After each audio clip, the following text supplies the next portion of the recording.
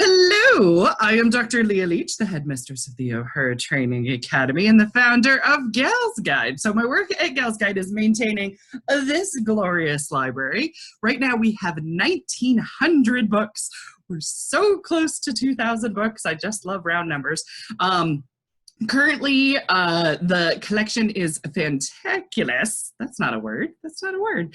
But we are waiting to reopen, and then nearly all of these books are available for checkout. But with many of these books, my team and I always want to highlight a few of them. And one way that we do that is with the Gal's Guide podcast. So each week I get together with 3 other gal pals and we bring to the podcast one cool thing that we have found in the library or in life, and we push ourselves and our audience to research different things so they're not always the same. And so we have a research theme of the month. That way we don't talk about the same stuff. I don't know if I mentioned, but we are also pretty drunk. We are drinking during the show, so it's very much like drunk women's history. It's very cool. I bring this up because last November, it was Medicine Month, and I brought up as my one cool thing, Henrietta Lacks, specifically this book by Rebecca Skloot. So in that podcast episode, I did highlights of Henrietta's story. Today, we're going to dig even deeper. This is like an extension course of sorts. So, dun, dun, dun. So for Medicine Month, my gal wasn't a doctor. She wasn't a nurse. She did not run a science lab. Because of her, though, because of Henrietta Lacks, we have the polio vaccine and we have cancer treatments. Because of her, scientists have been able to do studies on radiation effects in humans. They have also been able to test our sensitivity to household and cosmetic products.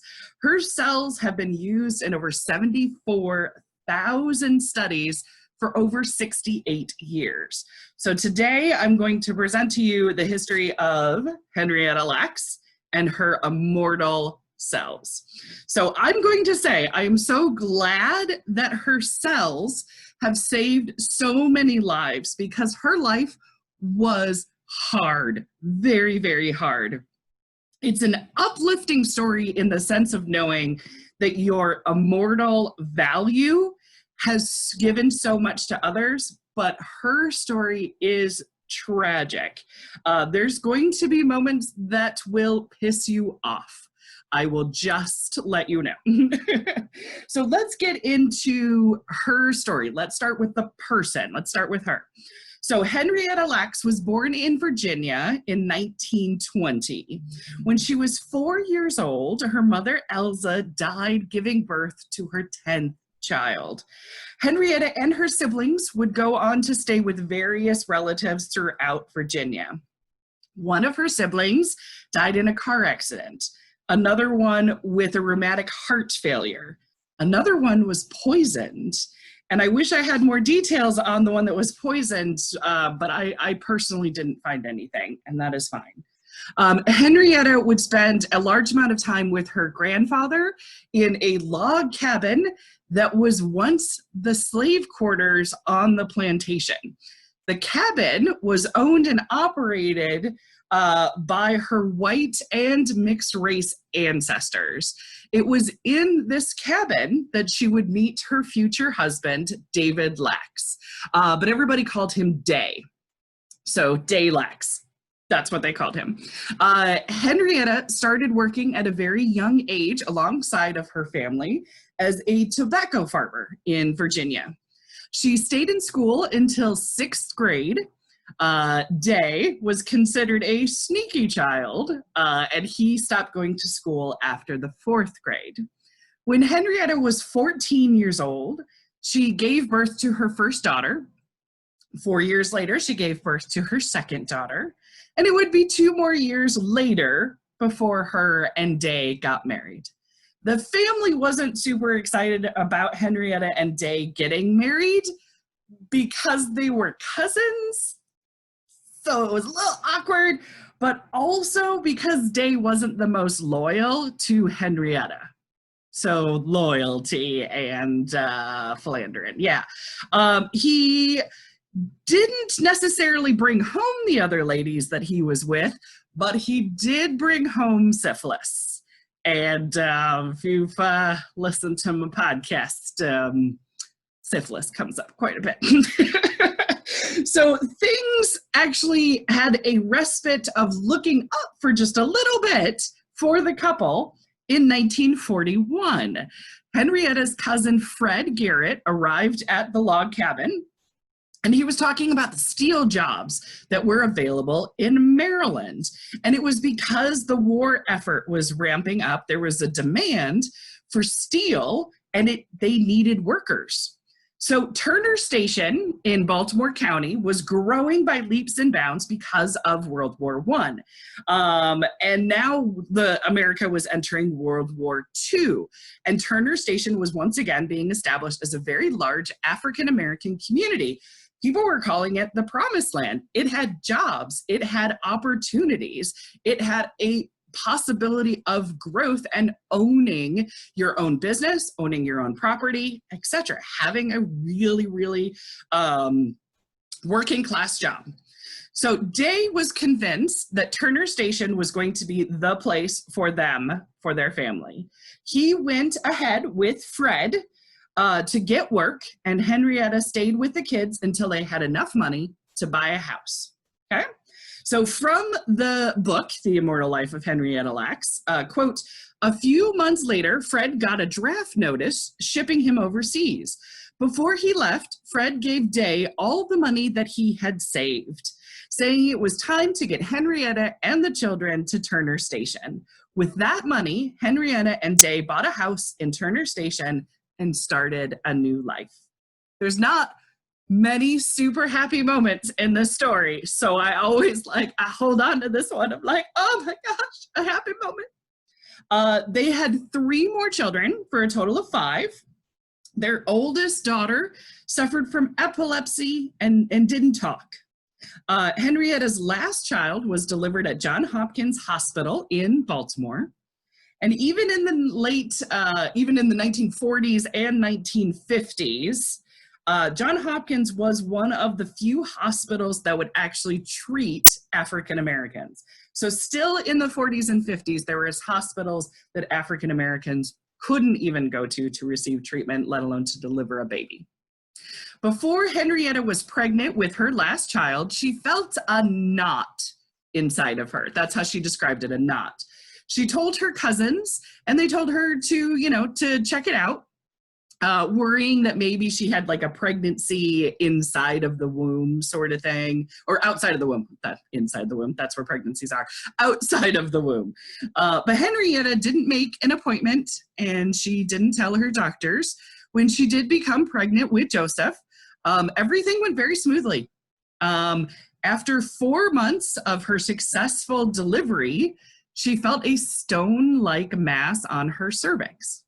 Henrietta went back to Johns Hopkins, and she saw Dr. Howard W. Jones, and he took a biopsy of the mass, and 4 things were discovered in that sample.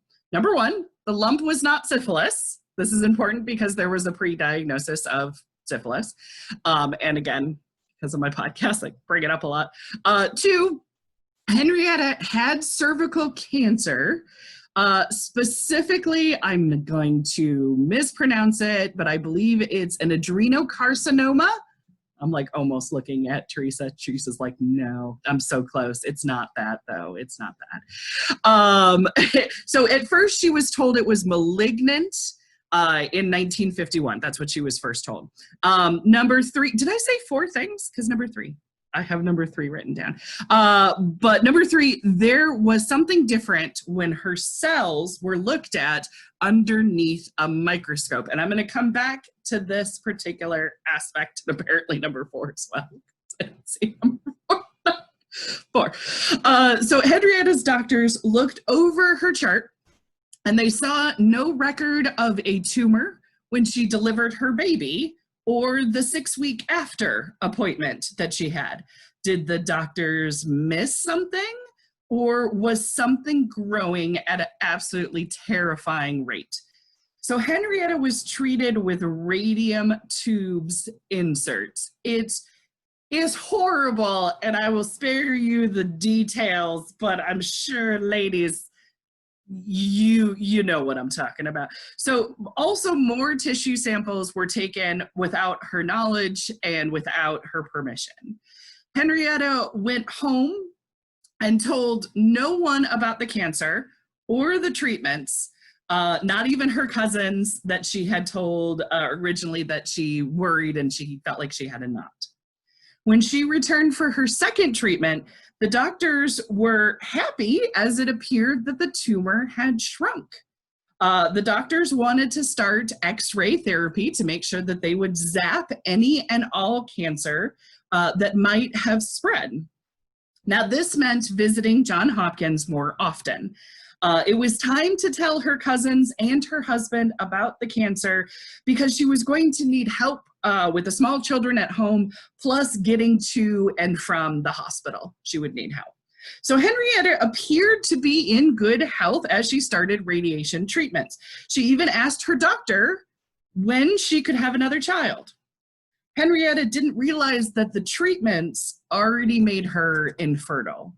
Her records say that they did tell her, records say that they did tell her she couldn't have more kids, but Henrietta stated in her records that if she would have been told that from the start, she would have refused treatment. So 3 weeks into X-ray therapy, she had a burning sensation, and when she went to the bathroom, and her husband wasn't in the greatest bathroom department either. Now, it turns out that her husband, Day, had given Henrietta gonorrhea. Yay! He's a gift sometimes. So this gonorrhea has now superimposed on her radiation reaction. Henrietta grew more and more tired with every treatment. When she showed her cousins her belly, they gasped. They could not believe it. The book describes Henrietta's complexion as a fawn, as a baby deer complexion. But her torso, from her pelvis to basically underneath her breasts, was the color of coal. They said, her cousin said, they burned you black as tar. And it was the radiation she was receiving. In July, Henrietta was convinced that the cancer was spreading, but there was no scientific evidence, so the doctor sent her home. She returned each week in more and more pain, and each time was sent home. She returned again, this time being unable to go to the bathroom. She had a blockage that was deemed inoperable, and she was sent home for bed rest. The next week, the x-ray showed a stone-hard tumor, and it was stone-hard tumors that were filled in the cavity of her abdomen. One was in her uterus, and one was on each kidney. She was in massive pain. Quote, on August 8th, just 1 week after her 31st birthday, Henrietta arrived at Hopkins for her treatment, but this time she wanted to stay. And that is from the book. It was too much to go back and forth, and she was getting worse. She was not getting better. So more samples were taken, and new tumors appeared daily. She would thrash and she would seize in pain, and so much so that they strapped her to the bed so she wouldn't fall out of it again. She received multiple blood transfusions. There was a worry that there was going to be a shortage of blood, so Henrietta's friends and families came in droves to the hospital and donated pints of blood so that would not be an issue. Her cousin Emmett was one of the many who visited and donated blood. He said in the book, when them pains hit, looked like her mind just said, Henrietta, you best leave. She was sick like I had never seen. She was the sweetest girl you'd ever want to meet and prettier than anything, but them cells, boy, them cells of hers are something else. No wonder they could never kill them. That cancer was a terrible thing. And I think there is a fire truck going behind me. On October 4th, 1951, Henrietta Lacks passed away. Her cancer had metastasized throughout her entire body. She was 31 years old. There was a partial autopsy with permission from Henrietta's husband under the principle that this would help their children one day. Henrietta's official cause of death was a terminal uremia, which is blood poisoning from the buildup of toxins normally flushed out by the body in urine, but the tumors completely blocked that from happening. There was no obituary written for Henrietta Lacks. She was buried in an unmarked grave for several years at the family cemetery in Lackstown. As Henrietta was being laid to rest in the ground, there was a terrible storm that came in. Metal roofs were torn off, trees were ripped from the ground, downed power lines caused fires. Fires raged through the tobacco fields. A cousin's house was blown off the ground, killing him. Cousin Peter said of that night, "We should have known she was trying to tell us something with that storm." It was a warning to the family. So now we're going to shift to her cells. And I really wanted to start with Henrietta, with her story, with her life, because it's so important with what happens next is remembering that Henrietta was a living, breathing person. Because when you talk about her cells, very quickly, the story becomes about an it, a thing, the cells, and you very quickly forget that this isn't a person. It's also very important to the family that we remember the patient first. It's also very important to me because I don't like people being turned into things. Like it's a trigger for me. People are people, they are not things. So I make a very mental effort for that. So we're gonna talk about her cells, where we're gonna try to keep the patient always in mind. So George Guy worked in a tissue lab of Johns Hopkins, and for decades, he had been trying to test cells outside of the human body.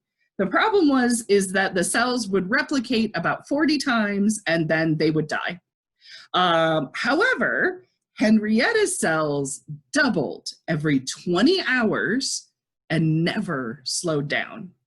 So the cells were called Hela cells, H-E-L-A. The H-E is from Henrietta. The L-A is from Lacks. It is her name, Hela cells. And yet, when people sometimes talk about Hela cells, they forget they're talking about a person's name. This was a very common practice in naming cells by the patient's initials. This was not new. When George thought his lab was the first to have grown these immortal human cells, he called a few of his colleagues, and they all asked to be sent some samples of the Hela cells so that they could test them as well. So why did her cells keep dividing? So it's a little bit above my pay grade. So according to the SciShow on YouTube, which I will put a link in the description so you can watch the full video, Henrietta's HPV genome combined with her own genome. This is what they said specifically on the SciShow. They said, quote, "The virus, which contains its own cancer genes, took shop next to one of Lax's oncogenes that can cause cancer when they are changed. The HPV turned on the oncogene, which made her body produce a ton of those cancerous cells." So Henrietta's cells arrived in George Guy's office or lab. It's not an office, it's a lab, at the most opportune time, because you see, the world was in the midst of a massive polio epidemic. You would think that I would know that word, considering what we're in right now. Epidemic. Rebecca writes in her book, "Schools were closed, parents were panicked, and the public grew desperate for a vaccine." This is sounding a little bit familiar to today's day and age. So in early 1952, only 4 months after Henrietta had died, Jonas Salk announced that he had developed a polio vaccine, but he needed to test it in a large scale before offering it to children. Now, normally how the process like this would work in the 1950s would be that the government would organize a foundation, then millions of people would be given experimental vaccines and tested to see if it worked or not. It was dangerous to use it on human beings and to test it, but the other option was testing it on monkey cells, which would kill the monkeys and also be very expensive. The National Foundation for Infant Paralysis was created by President FDR, who he himself was paralyzed with polio. And the NFIP, that's the National Foundation of Infant Paralysis, their job was to find a new cultured cell that could be tested outside of the human body to be able to test it so that human beings wouldn't be the experiments. Back at Johns Hopkins, George Guy had just the cells to help test this new vaccine. So instead of continuing his research, he released the information of the Hela cells as a general scientific property, public domain to a certain extent, if that word is more familiar. George had been working and testing the Hela cells, and they could now grow in suspension. They could be frozen, they could be shipped, and they could grow to the size of the culture medium that surrounded them and not outgrow it. So they could be contained. Working with the University of Minnesota, Dr. William Screener questioned what could the Hela cells be susceptible to the polio virus, because not all cells were susceptible to the polio virus. It turned out that the Hela cells were actually more susceptible to the virus, meaning they would have something to really test this vaccine on. If it worked, if the polio vaccine worked, the Hela cells would be able to be the mitigator, the understanding of whether or not it would work on human beings as a vaccine. So William was then asked to oversee the development of the Hela factory, and I will get into this, but unbelievably at the Tuskegee Institute. Yeah, if you are familiar with the Tuskegee Institute, it's not a great idea, but I will give you a little bit of background here. So the Tuskegee Institute is a HBC, a historical Black college, and it started on the 4th of July in 1881, and the school's first teacher was Booker T. Washington. The school still exists today. It is famous for its Tuskegee Airmen Flight Training Program, but it's also infamous for its syphilis study from 1932 to 1972. The study was shut down because it got to the press of the unethical nature of studying and researching 399 men with syphilis and not giving them penicillin needed to treat the disease instead of watching and seeing what happens. It was horrible. The reason why the Tuskegee Institute was chosen in 1952 to be the Hela factory and help cure polio was because on the foundation, the NFIP Foundation, was Charles Burnham. Charles was the first Black foundation executive in the country. He was also a science teacher and a civil rights activist. It was Charles who wanted young Black scientists to be given this important job for the nation. So it was with good intention for this job. What started with 6 Black scientists became a team of 35. They produced 20,000 tubes of Hela every week. Rebecca wrote in her book, quote, Black scientists and technicians, many of them women, use cells from a Black woman to help save the lives of millions of Americans, most of them white. So the Tuskegee Center sold the Hela tubes for about $10 plus shipping. Many of the tests were done on viruses, and Hela cells were heartily inexpensive and readily available. Researchers used the cells to study herpes, measles, mumps. Now the cells are mass produced, but what about the tissue culture? So this is another part of the equation when it comes to testing. Tests on the Hela cells would survive or fail based on the recipe of the contents used for the materials that the cells floated in, all right? That needed to also be manufactured as well and replicated in an accurate way. So replication is a very big thing in science to prove a result. And so George Guy organized a supply company to sell a standardized culture media. The media itself was developed by Harry Eagle and the National Institute of Health. But it would be Samuel Reeder who combined this whole operation into a one-stop shop. The production of Hela cells with a viable medium for it to float in, and the glassware and the stoppers to be able to house it and be able to ship it. He pulled it all together, and he created the Microbiological Associates, and that became a multi-billion-dollar industry. Right. Oh, and by the way, we also nearly rid the entire world of polio because the vaccine worked. So we've got that. Yay.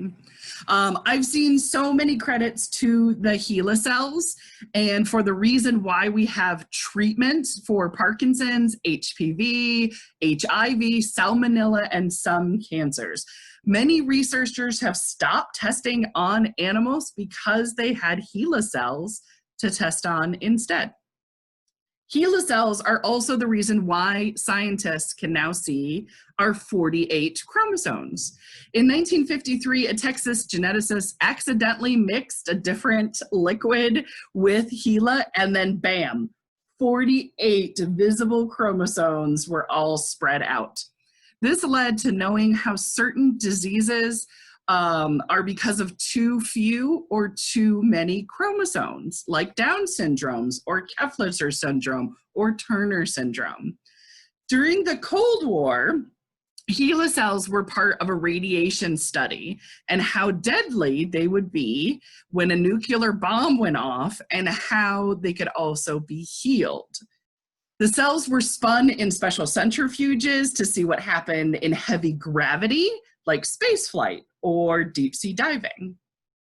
So now we're going to switch to the family.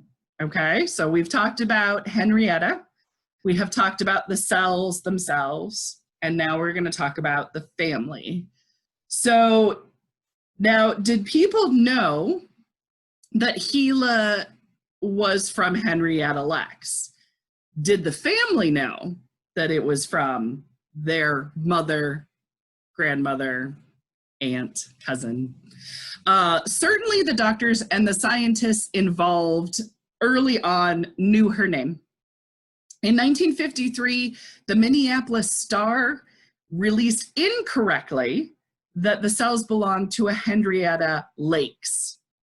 No one knows who leaked the incorrect name. There were more people who wanted to go forward about Hela, and there was a great debate on whether or not to use the patient's name or not.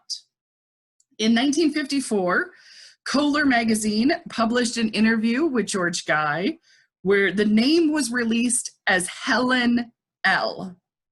This led people to believe that the Hela cells were from a Helen Lane or a Helen Larson. Those names showed up until the 70s. He said he did this to throw people off the trail and protect the privacy of the Lacks family. But did George Guy tell the Lacks family about the cells? No. The family did not find out until after George died. For a tribute to George's career, a few Johns Hopkins colleagues got together and they wrote an article, and they decided to release the patient's name, Henrietta Lacks. The article was published in 1971 after George had died in the Journal of Obstetrics and Genealogy. Oh no! Teresa's gonna murder me. Gynecology, something like that.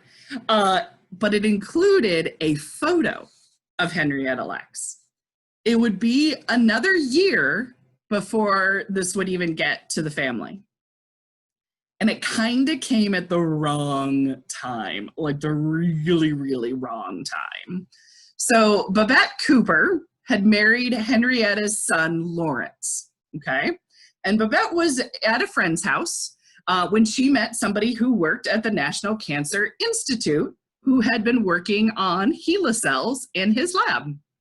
And he had just read an article saying that the cells they were working on came from some woman who died of cervical cancer named Henrietta Lacks. So Babette grew serious, and she asked how her mother-in-law's cells were in a lab. And when he said, I ordered them from a supplier like everyone else, Babette shouted, what do you mean everyone else? What supplier? Who's got the cells from my mother-in-law? So the year was 1972. And remember that Tuskegee syphilis study? Well, that was just then being shut down after a newspaper broke the horrific story to the public. So Babette was now hearing that for 20 years, somebody was using her mother-in-law's cells, and they had no idea. She ran home and told her brother, told her husband, who is Henrietta's son, there we go, part of your mother is alive.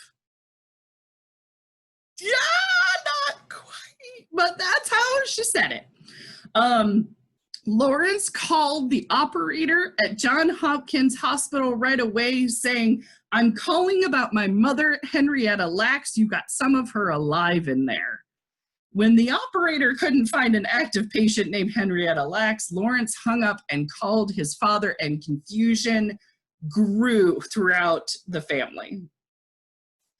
A year later, working on the Human Genome Project, they wanted to map Henrietta's genes because they were released as a medical community general scientific property. In other words, they thought that these genes were in public domain and that they could use them as a mapping experiment. In mapping some of Henrietta's genes, the team worried about Hela contamination. Somebody pointed out that they had DNA from a living family member. If they had DNA from a living family member, they could identify what genes were Henrietta's and which ones were not. But again, did anybody tell the family they were doing this? No, they didn't. Had anybody talked about to the family about their mother's cells and how they were being used in the community? No. So when the genome people called Henrietta's husband, Day, asking for a blood sample, he told Rebecca in the book years later, he said, quote, they said they've got my wife and that she's part alive. And they said they've been doing experiments on her, and they wanted me to come and have my children tested to see if they've got the cancer that killed their mother. That's what Day thought was happening. Remember that Day had a 4th grade education, okay? Also, the lady that called from the Genome Project, let's just say English was not her first language, and also Day had a very thick Southern accent. So there was a heavy communication barrier between the two of them, and it did not help the situation at all. Day was told it was the right thing to do, and so he called his kids. So Lawrence and Sonny and Deborah, he told them that you've got to come to the house tomorrow. The doctors from Hopkins are going to test everybody's blood to see if you've all got the cancer that your mother had. That's how the kids were summoned. This was not the case. This is not what they were doing, and there was no consent form that was given. Deborah was nearly 24 at the time. She knew that her mother got sick at age 30. Deborah panicked. She was a single mother of 2 kids, and she knew what it was like to grow up without a mother, and she did not want to have that for her kids. After the blood samples were taken for the Genome Project, Deborah called Johns Hopkins repeatedly and asked for her test results. It's heartbreaking. When no answers came, she asked her father more and more about her mother. Eventually, she was able to ask the doctors at Hopkins, and they told her her mother's cells helped create a vaccine for polio and how they went up into space. But Deborah didn't understand the cell part, though. And she didn't understand how part of her mother was sent into space. She was given medical textbooks like medical genetics that included a picture of Henrietta. The verbiage that the doctors used, and certainly the book, were really not that helpful in being able to understand, but Deborah would read every single word and she would look up every word she didn't know. It took a long time, but she was very determined to learn about her mother. In 1976, a Rolling Stones writer, Mike Rogers, came to do a story about the Lacks family. It was going to be the first time that it was going to be revealed in the mainstream media that Henrietta Lacks was Black. That was not released before. When Henrietta's sons learned that learned from Mike that somebody was making a lot of money off of their mother's cells, the men thought it was Johns Hopkins Hospital and they thought it was George Guy, but it wasn't. Both of them gave away the information to the public domain because of the polio epidemic. It wasn't an industry that was supported at the time. The people who made money off of it was the government, the Tuskegee Center, but mostly that private company, the Microbiological Associates, who profited. But the sons did not know this. So around the time Science magazine had published 43 genetic markers in Henrietta's DNA. Today, this would be unheard of because it's a massive breach of privacy, because that DNA still exists in the descendants that are alive today. But the Laxes didn't know about DNA mapping. In the 1985 book called A Conspiracy of Cells, One Woman's Immortal Legacy and Medical Scandal That It Caused, Deborah got a hold of this book, and for the first time, she learned about her mother's medical history. However, she also learned about the details of how her mother died, and it broke Deborah. This is why in 1999, when Rebecca Skloot, who wrote this book, was asking about Henrietta Lacks, everybody was really on guard. They were scared, they were hurt, they did not want to go through it again.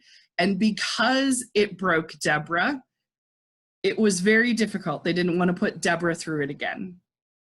But Deborah decided to work with Rebecca, and they wanted to put the pieces together for the family. And so they worked together for this book, The Immortal Life of Henrietta Lacks, and it was published. The book is also the journey of Deborah learning about her mother. And that's why there is a 2017 movie where Oprah plays Deborah, and it concentrates on Deborah's journey. And it's done in a very lovely way. I highly recommend the movie and the book, very much so, especially if you haven't seen either or, read either or, I highly recommend it. Because Deborah does learn the truth of her mother and her amazing contribution to the world, but Deborah died before the release of the book. Our author, Rebecca Skloot, before the book was even published, set up the Henrietta Lacks Foundation so that proceeds from the book are donated to the foundation to directly help the Lax family and their descendants going on and on. The Lax family is extremely proud of Henrietta's contribution to medicine. However, as recent as 2013, scientists were doing new tests on her cells, such as the human genome mapping, and not notifying the family. They were still not telling them. The family is now on the board of the National Institute of Health, and they have a partnership with Johns Hopkins. They're in the room where it happens now, so that the family is always included. The grandchildren, Veronica Robinson and David Lax, have a wonderful TED Talk, which I will also share in the description and I will send out to the cadets, where they talk about their mission to change the narrative of fear when it comes to doctors and the African American community. It's a very wonderful TED Talk of all of the pain and frustration that they have gone through, the way that they have decided to make big change is to talk about trusting the medical community after what they went through. It's an incredible change of heart. It is a wonderful discussion. And speaking of discussion, I'm going to open it up for questions such as, have you read the book or seen the movie? And how would you feel if it was a family member cells that were used in experiments? So this will be a very fun discussion, and I will let you unmute all of your stuff and we shall discuss